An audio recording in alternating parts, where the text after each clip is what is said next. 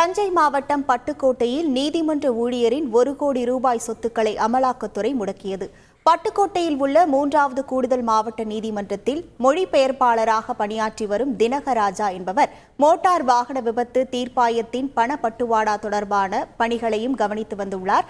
அப்போது நீதிபதியின் கையெழுத்தை போலியாக போட்டு காசோலைகளை வங்கியில் செலுத்தி அதன் மூலம் 1,15 லட்சம் ரூபாய் நீதிமன்றத்துக்கு சொந்தமான பணத்தை தனது வங்கிக் கணக்கில் பணத்தை வரவு வைத்து முறைகேடு பெற்றதாக தெரிகிறது.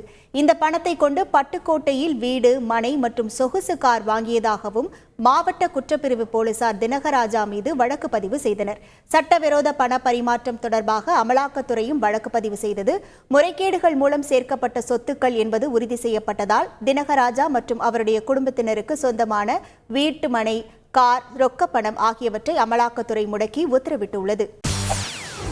செய்திகளை உடனுக்குடன் தெரிந்து கொள்ள உடனே சப்ஸ்கிரைப் பண்ணுங்க.